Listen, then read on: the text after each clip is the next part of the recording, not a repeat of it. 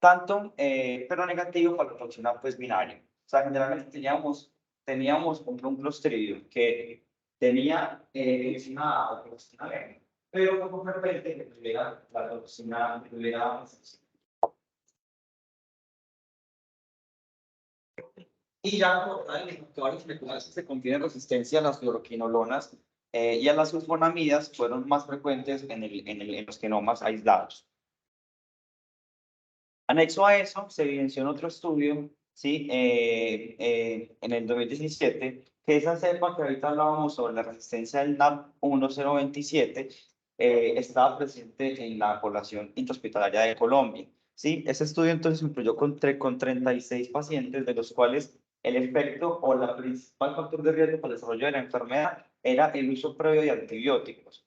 Anexo también la hospitalización reciente en los 3 meses previos.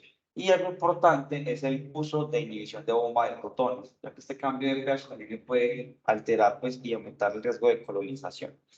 Entre las comorbilidades principales se evidenciaron la enfermedad renal crónica, el tratamiento inmunosupresor y la diabetes mellitus. Y entre los antibióticos, en esta corte de estudios, principalmente relacionados con la infección, fueron los betalactámicos. Y ya en el análisis del genoma se identificó que en su mayoría, ¿sí? Estaban afectados por cepas de hipervirulencia NAP1027. Referente entonces al Clostridium difficile, recordemos que se dice Clostridium difficile debido a la dificultad que tiene este organismo en el crecimiento, pues, en cuanto al aislamiento, crecimiento, pues, en cultivos estándares. Recordemos, como les dije ahorita, que es un bacilo gram positivo anaerobio, va a producir toxinas, es formador de esporas, lo cual asegura su posterior diseminación. Esa forma de esporas, o sea, en el colon el organismo pues va a habitar como tal, pues como su forma pues infectante, y ya en medio externo o en medio vegetativo vamos a tenerlo como espora, ¿sí? La cual es súper resistente tanto a calor, al aire, porque esto es un anaerobio, como en ambientes hospitalarios a los productos de limpieza con alcohol, lo cual va a asegurar pues su posterior diseminación. En cuanto a los factores de riesgo para la enfermedad, tenemos que sin duda el principal es el uso de esteroides, ¿sí? Siendo este el principal con RR mucho mayor para la alteración de la microbiota intestinal, con lo cual posteriormente va a permitir la colonización del microorganismo. Ya, de antibióticos, ok. Ay, qué pena, de antibióticos, ok. Ya otros factores son la edad avanzada, hospitalizaciones prolongadas, comorbilidades y otros factores de riesgo secundarios sería la alimentación enteral, cirugías abdominales, el trasplante de células madre, la cirrosis, la enfermedad inflamatoria intestinal y la obesidad y la quimioterapia. Tanto la quimioterapia como el trasplante de células madre se ha visto que tiene un impacto importante dado a la inmunosupresión de estos pacientes. El uso de antibióticos, como te decía antes, ahorita es el principal factor de riesgo para el desarrollo de la enfermedad.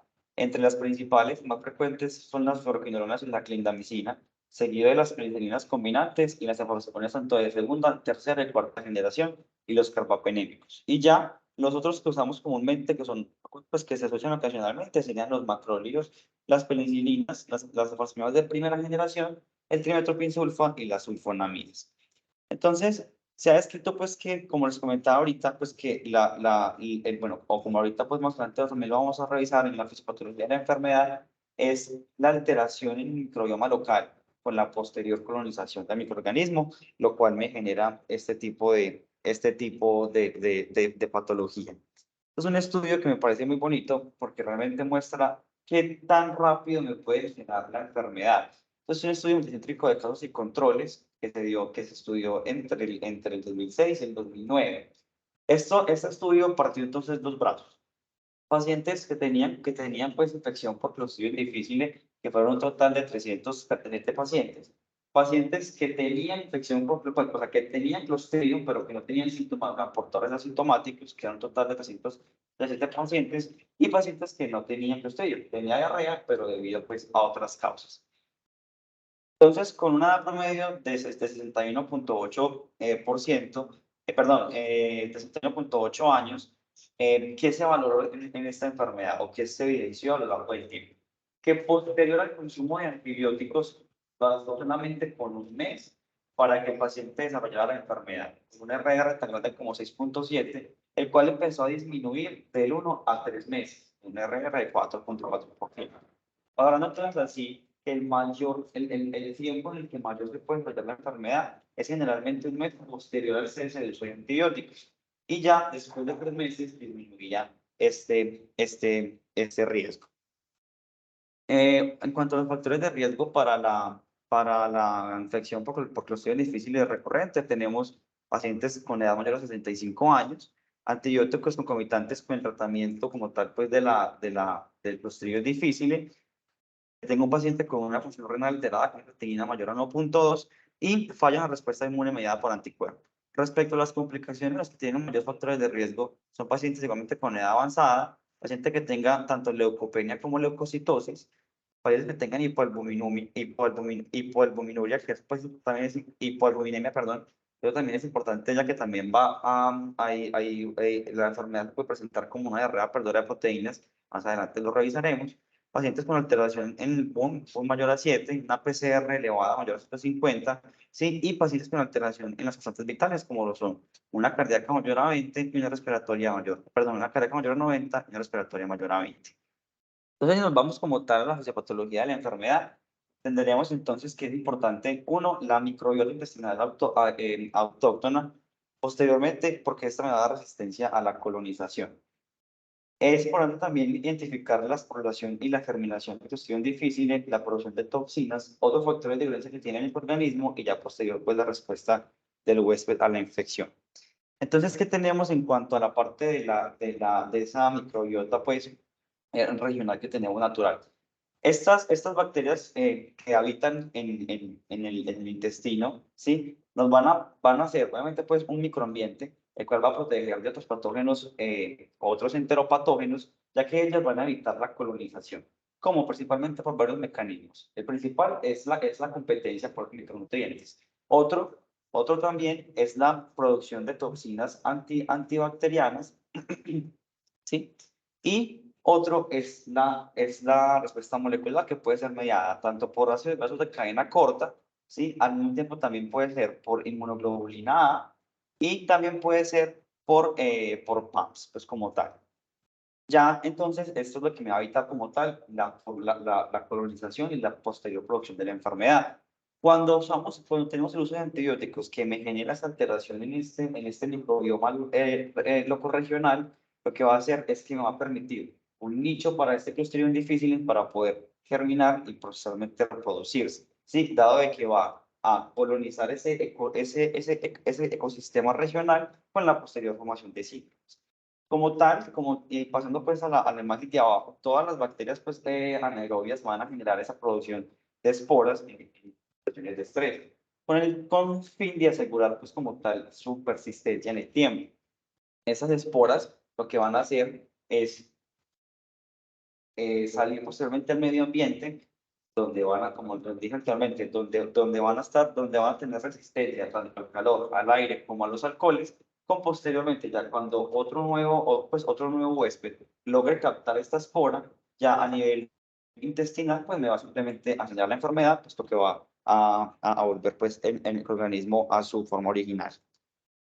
En cuanto a la producción de citotoxinas, así importante, está pues dos genes, que sería pues el gen TCDA y TCDB, que es lo que va a producir pues como tal, y las toxinas enteropatógenas, que serían la toxina A y la toxina B, ¿sí? Entonces, estas toxinas a nivel de la mucosa se me van a ir mediante endocitosis, ¿sí? A la célula. Posteriormente en la célula lo que me va a hacer es una alteración en todas las proteínas de membrana con posterior lisis celular y muerte celular, lo cual me va a explicar como tal esa huella histopatológica de la enfermedad, que sería esas pseudomembranas, que son nada más parte de la inflamación por polimorfonucleares asociados a células epiteliales descamativas y recubrimiento mucoso con fibrina también.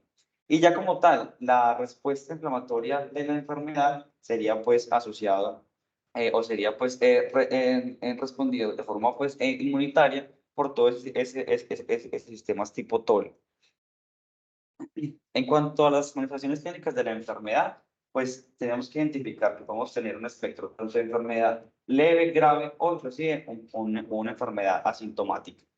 Los síntomas pueden iniciar posterior al cese del uso de antibióticos o inclusive con el uso de antibióticos. Entonces, en enfermedad no grave vamos a tener generalmente esa diarrea acuosa que se va a dar más mayor o igual a 3 episodios diarreicos en 24 horas, dolor en el abdomen inferior, febrículas, náuseas y anorexia. Referente a la enfermedad grave o fulminante, vamos a tener que la diarrea va a ser mucho más intensa, el dolor en el abdomen inferior o difuso, pues puede ser igualmente igual al anterior o puede aumentar pues el dolor, pero el dolor es algo realmente muy difícil de valorar, es algo muy subjetivo. Fiebre, acidosis láctica, hipovolemia, hipoalbuminemia, y los criterios para considerar enfermedad grave o fulminante serían unos glóbulos blancos mayores a 15.000 y alteración en la función renal con la creatinina mayor a 1.5. Tenemos también la colitis fulminante, como es la hipotensión, ya el choque, el ilio o el megacolon. Es importante también que ocasionalmente esta patología, pues ocasionalmente realmente es muy raro, generalmente los pacientes van a estar mucho más enfermos, se puede presentar como un ilio. Entonces el paciente va a estar distendido y no va a tener poca o no va a tener diarrea, pero eso es asociado a una acumulación de secreciones en un intestino que va a estar dilatado y totalmente espástico. Con lo cual el paciente posteriormente me puede generar lo que denominamos un megacolon tóxico, que generalmente lo vamos a sospechar en el paciente que está con choque, que está hiperlactatémico, que está con signos, bueno, ya la parte de los signos de infección peritoneal son generalmente más debidos a cuando ya hay una posterior perforación. Pero a la hora de valorar las imágenes vamos a tener dilatación de las asas más de 7 centímetros tanto en tomografía como en radiografía, o del ciego más de 12 centímetros. La enfermedad recurrente, entonces, vas a definir como esa resolución de los síntomas de la infección por Clostridium difficile mientras se recibe la terapia adecuada, seguidamente pues a la reaparición de los síntomas dentro de las 2 u 8 semanas posteriores a la interrupción del tratamiento. Y las presentaciones atípicas, como ahorita les comentaba, tenemos enteropatía con de proteínas, y eso es debido principalmente a la inflamación de la mucosa, permite una filtración de la albúmina, llegando a tener hipoalbuminemia inclusive por debajo de 2.5, con posterior formación de edemas, ascitis, debido pues, a toda esa alteración en la presión coloidal múltiple. Podemos tener apendicitis por cuestión difícil, raro, pero ya ha habido reporte de casos.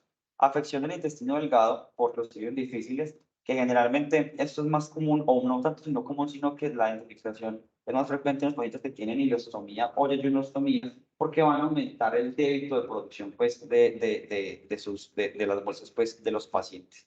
Y podemos tener celulitis, bacteremia, inclusive artritis reumatoide pues, asociado a Clostridium difficile, mucho más raro. Este entonces es un estudio publicado en el 2016, el cual el objetivo pues era como evidenciar qué tan común o qué tanto riesgo tienen los pacientes de generar esa recurrencia de la enfermedad. Con un total entonces de 1.527 pacientes, de los cuales 354 tuvieron una primera recurrencia, 128 tuvieron una segunda recurrencia y solo 35% tuvieron una tercera recurrencia. Ya entonces, en los análisis post-hoc de esta corte retrospectiva, se valoró o se identificó que el principal riesgo o sea, que a medida de que la colitis repite, generalmente suele disminuir su incidencia. Explico. Cuando un paciente tiene una primera infección, tiene alto riesgo de tener una primera recurrencia. Posterior a una recurrencia, disminuye el riesgo, en parte pues también debido a la memoria inmunológica. En cuanto al diagnóstico de la enfermedad, vamos a tener pues, realmente uno, pues que se debe hacer diagnóstico al paciente asintomático. Paciente que presenta diarrea, por lo menos mayor de 3 episodios en 24 horas, con el uso concomitante o posterior al terminar un esquema de antibiótico terapia.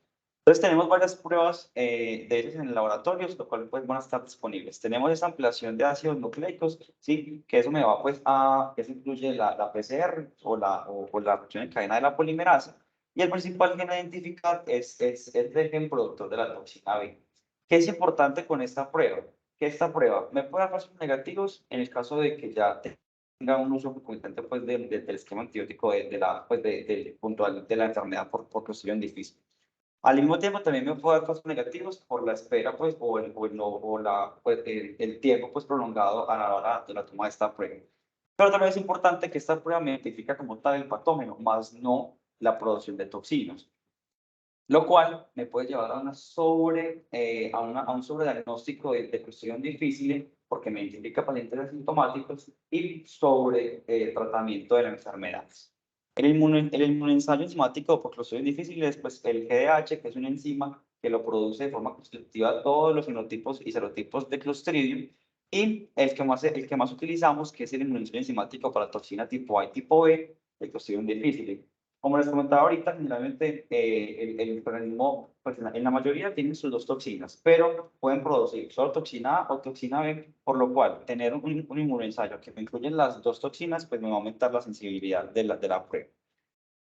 Incluso los últimos ensayos me dejan su toxina A y B. Sí. Entonces, muchas veces se puede tener un diagnóstico más básico. Y lo que tú decías, la de ácido nucleico, el problema de sobre diagnóstico. Sí, y ahorita vemos un esquema como un logaritmo para el diagnóstico. El ensayo. No, yo no sé, están, cuando no tiene toxina, le hacen excelente. O sea, la idea es, no es una pacientes que tienen un cuadro clínico, sí, pues como ELISA para inclusive un procedimiento difícil, que aparece ahí toxina positivo, negativo y ideas. Ha tocado varios pacientes, las toxinas negativas y ideas positivo, y siempre no, hacemos toxina, o cuando tenemos la presente, pues, realmente decimos que es toxina. El ensayo de toxicidad del cultivo celular generalmente no se usa dado la demora, que puede generar toda una semana. Y el cultivo anaerobio selectivo, aunque bien se supone que siempre está dando la enfermedad, tampoco lo utilizamos debido, uno, a su alto costo, a su engorrosidad pues, en cuanto al laboratorio, a la hora de cultivar una bacteria anaerobia y a la demora de crecimiento, ya que puede tardar más de 2 días el resultado. Entonces, como les comentaba ahorita, es un estudio también que se publicó en el 2015, el cual me compara los pacientes que tuvieron toxina positiva, PCR positiva o toxina negativa con PCR positiva o ambas negativas, toxina negativa y PCR negativa. ¿Cuál fue lo importante o qué mensaje quiero que se lleven realmente de este ensayo? Pues, de este ensayo. Uno es que los pacientes que tuvieron PCR positiva con toxina positiva, realmente se identificó, uno, mayor carga bacteriana pues, a la hora de hacer el diagnóstico, anexo, mayor duración de la diarrea, con más o menos 3 días, con un periodo interfantil entre 1 a 6 días, mientras que los pacientes con toxina negativa, pero PCR positiva, no tuvieron diferencia a la hora de valorar tanto ese duración de la diarrea, ya que duró solamente 2 días, en un rango interfantil entre 1 a 3 días, y el uso concomitante de antibióticos o el manejo de pacientes asintomáticos no mostró impacto en cuanto al desarrollo de complicaciones, dado de que no se produjo ninguna complicación en los pacientes que tenían toxina negativa y PCR positiva, pero hubieron 10 complicaciones en los pacientes que tuvieron toxina positiva con PCR positiva. Ya entonces así el mensaje de que realmente el portador asintomático pues no va a tener pues, pues, un resultado significativo con el manejo comparado pues, con el paciente que sí tiene la enfermedad. Entonces, en cuanto a la detección pues, rápida, como les dije ahorita, detección de toxinas A y B por ELISA, detección de enzimas GDH tanto por ELISA como por inmunocromatografía, detección de toxinas A y o B por PCR y la detección simultánea tanto de toxinas A y o B y antígeno GDH por inmunocromatografía.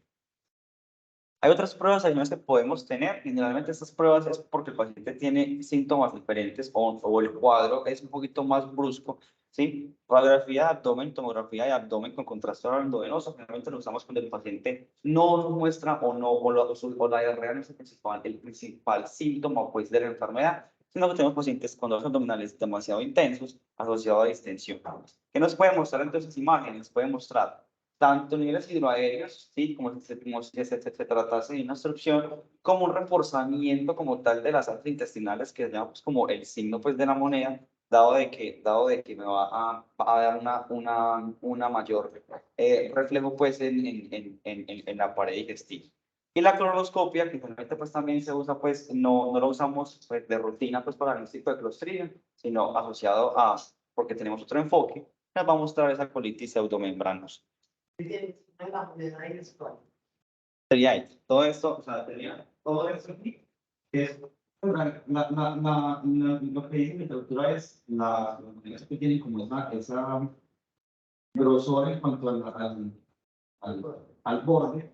Entonces nos mostraría una tomografía que sería como ese refuerzo en la copa musculosa y pues no se ve y esta parte en la radiografía. Y aquí ya pues diría la parte en cuanto a la sensibilidad y especificidad, pues realmente la colonoscopia tiene una especificidad del 100%, que muestra uno esa colitis pseudomembranosa. ¿Sí? Los inmunoensayos de toxina A y B también tienen una alta especificidad, hasta de un 99%, al igual que la GDH, que tiene una especificidad hasta un 100%. Y la prueba GDH en 3 pasos, que nos muestra una alta sensibilidad y una alta especificidad, que es lo que nos comentaba ahorita pues, el profe Johan, que es tener pues las 2 pruebas. Entonces, un logaritmo que propone la mayoría de la literatura es, pues siempre se debe sospechar infección por Clostridium difficile. Sí, uno, paciente que tenga un inicio agudo, una diarrea clínicamente significativa, que sea más de 3 episodios de esas blandas en 24 horas, que tenga antemano factores de riesgos, que son el uso de antibióticos, que esté previamente hospitalizado, o sea, un paciente anciano. Entonces, a esto vamos a pedir GDH y toxina A y B. Entonces, tenemos esos escenarios. GDH positiva con toxinas positivas. GDH negativas con toxinas negativas, GDH positivas, toxina negativa o GDH negativa con toxina positiva. Entonces, indudablemente, en los pacientes que tengamos ambos positivos, vamos a tener pruebas pues, consistentes con infección por Clostridium. Y en paciente que tenga ambas negativas, vamos a tener simplemente que el paciente no tiene enfermedad por Clostridium. Pero entonces ya queda entonces ese espectro del medio en el cual realmente nos tenemos un resultado muy determinado. ¿Sí? Y ya lo que hacemos entonces es hacer una ampliación de ácidos nucleicos a una PCR. Si la PCR sale positiva, el paciente está infectado con Clostridium. Si la PCR sale negativa, pues definitivamente el paciente entonces no está infectado por Clostridium, sino...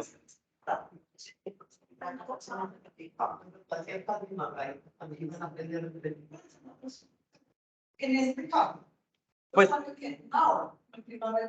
el FILMARRAY es la informe inmediata. Generalmente las toxinas y el GH salen también rápido, inclusive pues uno siempre tiene al siguiente día resultado. La PCR también sale rápido porque todo se hace por eso se hace por Marfitol generalmente. Pues a ver, la mayoría de los estudios, pues como en la parte pues ya del laboratorio, sí que no creo pues, pero no sé aquí, pero si la clínica cuenta con Malditov, eso sale inmediatamente. No, ay, pero igual las cosas de ácido nucleicos con otro aparato. Es decir, que se identifica, lo que pasa es que el país lo que hace es identificar es proteína. No sé si hace la misma secuenciación como genómica de estas, pero lo que yo iba a decir es que si la GH que sale positivo, entonces se tiene que sospechar otro tipo de Clostridium. Sí. Porque dices que todo lo produce y porque se está produciendo. Exacto, el GH lo producen todos los tipos de Clostridium. Las toxinas ya vamos a indicar ese tipo de que es difícil. No, pero las OSD es lo que pasa es que también dependemos como el proveedor, pero el gluten, claro, o ustedes por eso por FILMARRAY. No, lo que hace es que la otra paga de Y ya depende, porque si el laboratorio no tiene como tal la PCR, No. Pero de la comida lo hacen así.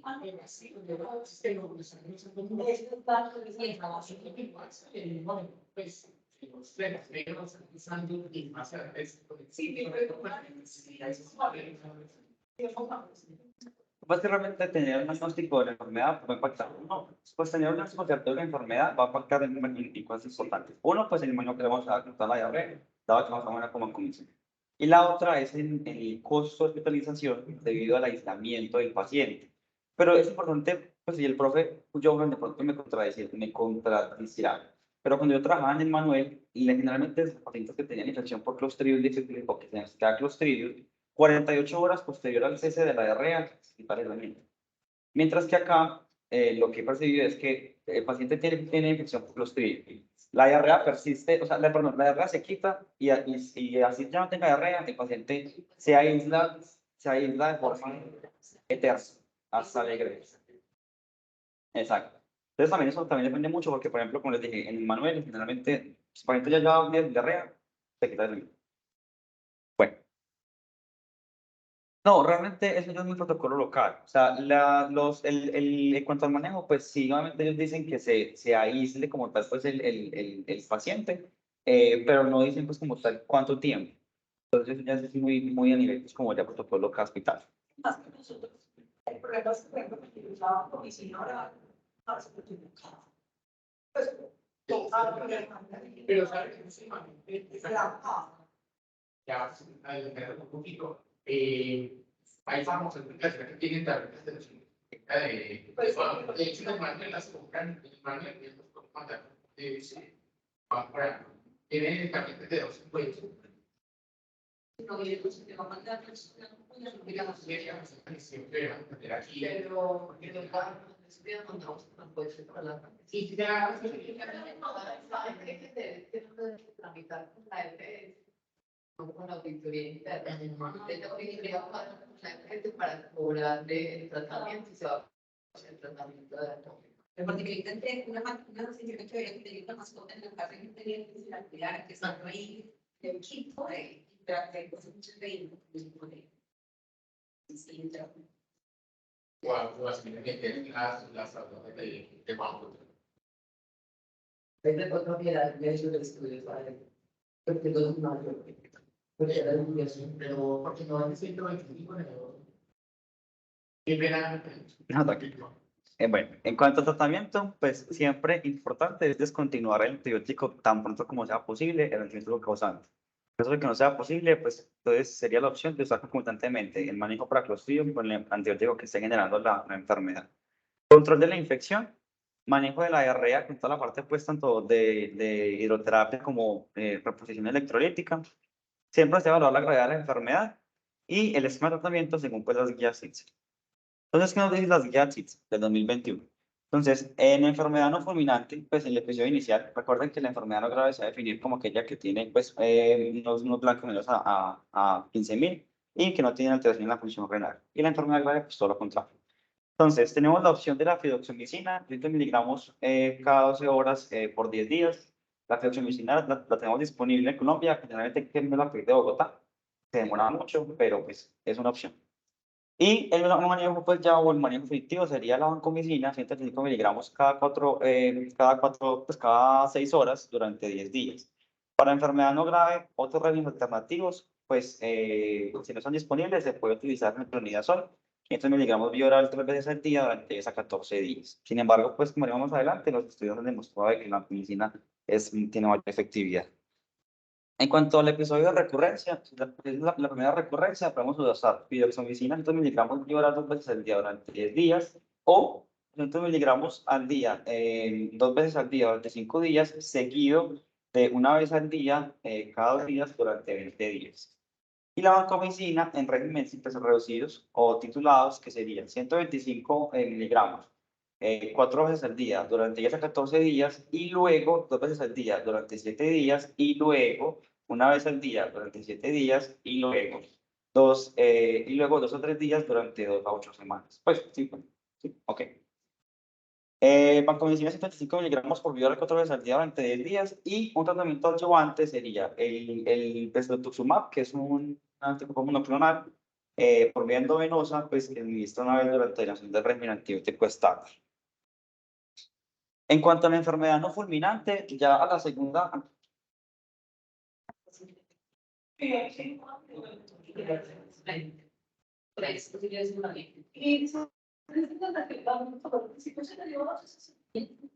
les desarrollaría un trabajo oral, algo.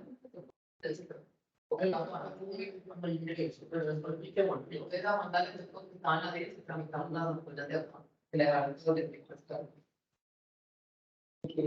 No sería individual. No, ya volvió. La tenemos en el cuarto piso, no sé todo ustedes. Yo me acuerdo que me llegó la tercera vez. O sea, pero en este momento está. Pues la semana pasada, No, la que te estoy diciendo. Ah, no, no. ¿Cuál es la razón? Por un hijo independiente. Sí, sí.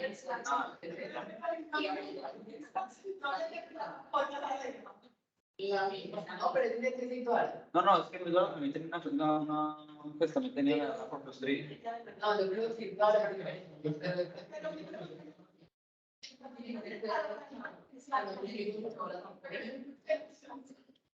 Bueno, y ya en la segunda recurrencia, pues realmente no, pues el esquema realmente no había mucho, pues la dioxamicina, 2 miligramos 2 veces al día durante 10 días, o, como comentaba ahorita, pues 2 veces al día, 5 días, y ese que durante al día por 20 días. Y la vancomicina, pues el régimen que les comentaba.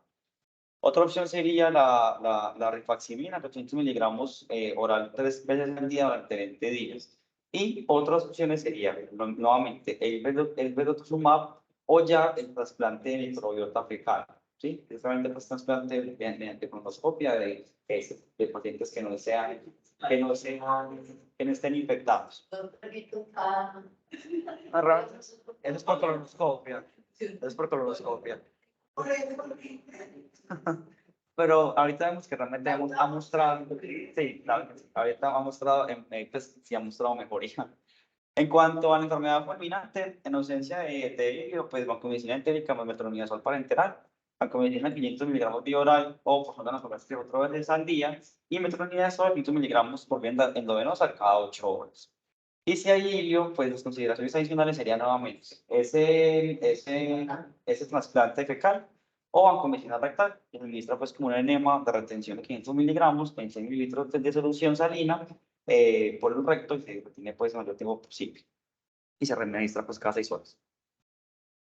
Entonces, si nos vamos ya a los estudios, eso realmente es un estudio pues como que prima pues en cuanto al desarrollo pues y al tratamiento de la enfermedad.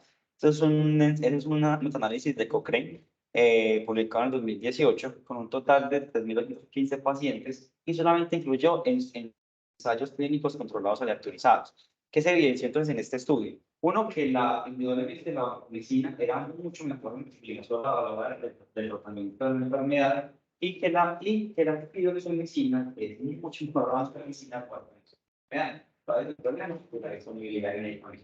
Exactamente. Esto en cuanto a enfermedades leves, ¿cierto? Este también es otro estudio para enfermedades leves. Esto es un trial, el cual lo que buscaba era si las dosis extendidas de la piroxamicina eran mejores para el manejo del paciente con colitis ulcerativa. Con un total, entonces, se dividió en 2 brazos. 177 pacientes para piroxamicina dada de forma prolongada y 179 pacientes para vancomicina, pues en su esquema original. La prolongada, que les decía ahorita, cada 12 horas por 5 días, luego cada día por 20 días, ¿cierto? ¿Qué se evidenció entonces? Que realmente la recuperación de la enfermedad al día 40 fue un 75% para la piroxamicina comparado al solo un 59% para la vancomicina, con una P realmente que es excesivamente significativa. Y así también para los días posteriores, tanto a los 25 días como a los 90 días. Estoy mostrando realmente y reforzando que la piroxamicina es mucho mejor manejo, es un manejo mucho mejor pues a comparar con la vancomicina en pacientes con enfermedad leve. Pacientes con enfermedad grave realmente no se ve mucha diferencia. ¿Sí? Pero eso es extendido en recaída o primera infección. Ese sería el referido. Y el inicial. Pero ahí tiene varios, tiene que está mirando. Número de episodios de filosofía. Tanto uno como otro. O sea, realmente el estudio, el estudio. El estudio. El 80% no tenían. Sí. Miren que el 80% eran primo-infección. Son cosas que le funcionan a uno que es probable que si usted desde la primo-infección tratase así, Sería mucho pues mejor. ya tocaría mirar extendido versus ese es extendido es extendido de la fideoxomicina. Punto. Y punto. ¿Cuánto se cura? No está comparado. No está se curan con el otro. Exacto. O sea, Porque si mira que el 80% de la primera eso es extendido. Pero igualmente, pues, el estudio compara tanto prima-infección como posteriores infecciones que recaen de la infección. Sí, tiene lo mismo. No te hacen 126 periodos, 10 periodos con... Ese es el riesgo del Pues sexo. de ¿cuánto? De 177, de 179. De 348 tenían 50, como 80 más o menos, eran Primitivo. con recaída, ya. Y para pacientes graves, pues, o para enfermedad pues, grave, es un análisis prospectivo multicéntrico por puntaje de propensión. Fueron en total 213 cursos de fideoxomicina y 639 de vancomicina oral. Es importante la diferencia en el número, porque es que a veces nos dice, este es un estudio que puede llamar al cedo, pero entonces me parece bonito este estudio, que realmente a pesar de que fue menor el uso de ciclos de fideoxomicina, realmente los ciclos de infección o vancomicina oral para los términos difíciles en infección grave fueron similares. Entonces, ahí podemos ver, o sea, podemos ir como por resultados realmente. O la enfermedad grave es igual usar vancomicina a fideoxomicina o le da más peso aún a la fideoxomicina, dado de que el número de cursos fue mucho menor al de vancomicina. Pero No, no, pero pero eso no es son una primario. como para que tengas más bases de control, le pones el doble de pacientes de la intervención. Pero no que hacer el resultado, pues lo hagan porcentuales, pues después las cosas estadísticas, Sí, el funcional. exacto. Pero el resultado, El resultado primero, el outcomes primario como tal, es la recurrencia. Y se vio realmente pues que El de 25%. poco. Pero igualmente pues es como el número de ciclos que, pues lo que se ve como puntualizar. Ese es otro estudio en cuanto a ese trasplante pues, de microbiota fecal, con un total, pues, 2 brazos, 66 pacientes para el trasplante y 45 pacientes para el no trasplante, con una media de 60 para la paciente que se trasplantó, y realmente se evidenció que sí impactaba en la mortalidad y en la morbilidad en la enfermedad este uso de trasplantes. No se tan común aquí, ya los he visto que los trasplantes también, pero no sé qué es lo que va a tener trasplantes. No, cuando me gradué estaba en el primer estudio. Que bueno, en 2019 empezó la reconstrucción en el irlandés, ya después empezaron a trabajar y mucho más, claro, que no me tocó. Pero no sé, toca mirar dónde hagan caso. Y ya se está viendo eso porque eso toca coger varias veces de donadores, certificarlas, mirar que no tengan la infección, pero no sé si está ya. Exacto, pero sí ha mostrado pues, realmente un alto impacto no solamente en la mortalidad, sino también en la duración de la enfermedad. Claro.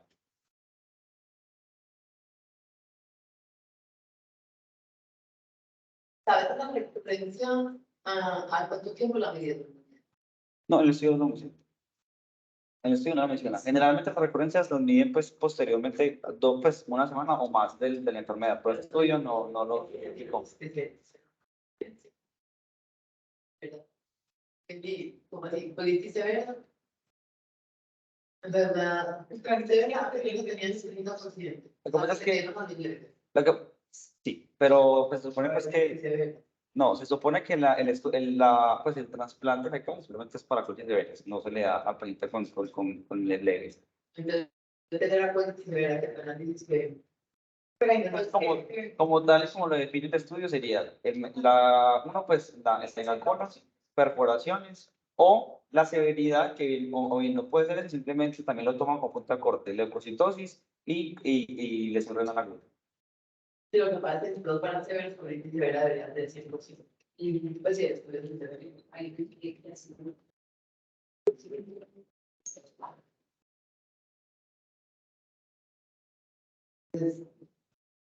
hay más versitos, pero claro, son de dos.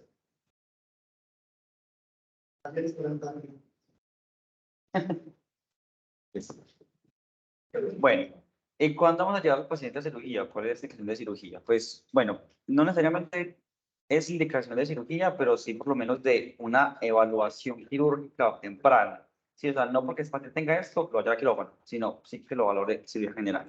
Una la hipotensión, la otra la fiebre, estado mental alterado, bueno, repite que apenas estado mental alterado, leucocitosis mayor a 20.000 ilio o distensión abdominal importante, peritonitis o sensibilidad pues abdominal significativa, hiperlactatemia, una insuficiencia orgánica terminal, sea que el paciente requiera ventilación mecánica o que el paciente tenga una lesión renal aguda.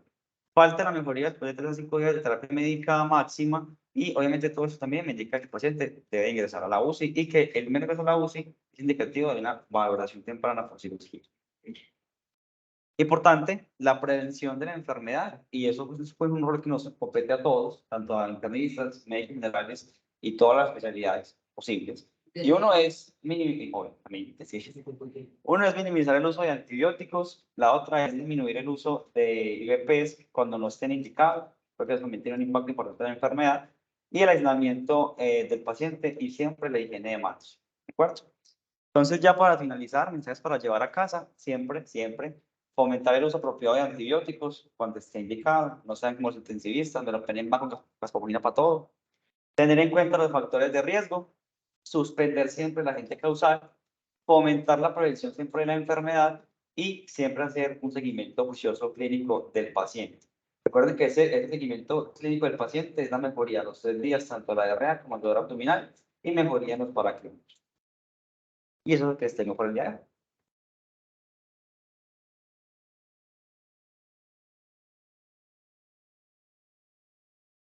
No, realmente la rifaximina, a ver, inclusive en el estudio de Cochrane, que fue el primero que demostré para enfermedad leve, ellos evalúan 15 antibióticos en total. Rifaximina, rifampicina, cefalosporinas, es realmente una lista importantemente larga. Pero todo eso lo empezaron a descartar en cuanto pues no solamente como por la efectividad de la bacteria, sino realmente por la efectividad en cuanto a la enfermedad. Eso realmente, y lo dice la literatura, son en caso tal de que no tenga disponible la medicina oral. Entonces,